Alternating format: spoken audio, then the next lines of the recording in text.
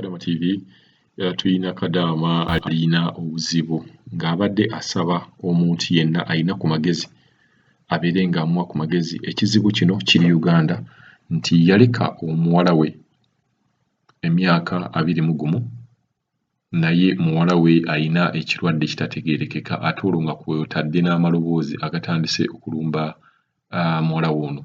Tugenda kuba nga tuwuliriza amaloboozi agava wa Kadaama ono oba voice note gye yatusukumidde, naye kiri nti agamba nti muwala we ono yatandika ng'amabeere gamuluma, bwe gatandika okubeera nga gamuluma kati waaganyiga gatandika okubeera nga gavaamu omusaayi, ekintu ekimweraliikirizza nnyo.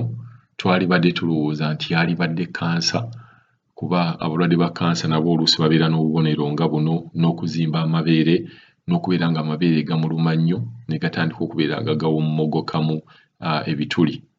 Naye ate ekisinze okubeera nga kitwewuunyisa kwe kubeera nga Kadaama ono agamba nti muwala we waliwo ekintu ekitandika oba ekitandise okubeera nga kimugamba nti yette.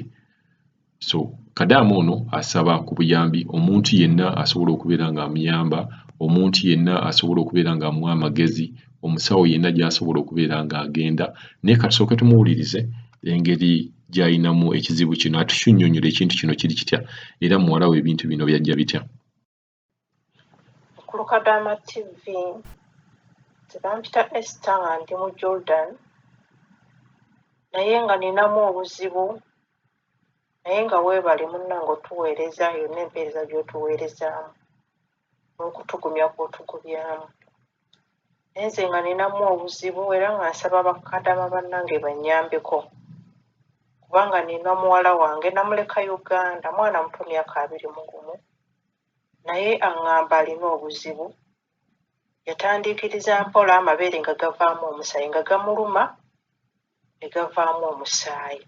Tayonsangako, si mufumbo, naye gavaamu omusaayi. Ate kati aŋŋamba alina ekintu ekimugamba wette, awulira eddoboozi mu matu ge nga limugamba nti wette.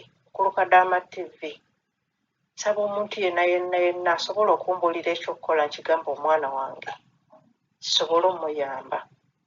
Bannange nsaba mwenna musobole okunyamba, kuba kati eno ndi mu kukola, sobola kudda kugamba nti nzireyo, wabula nga mulina okunyamba okuba nga omwana wange abaawo. Kati simanyi munnange yenna anannyamba nja kumwebaza.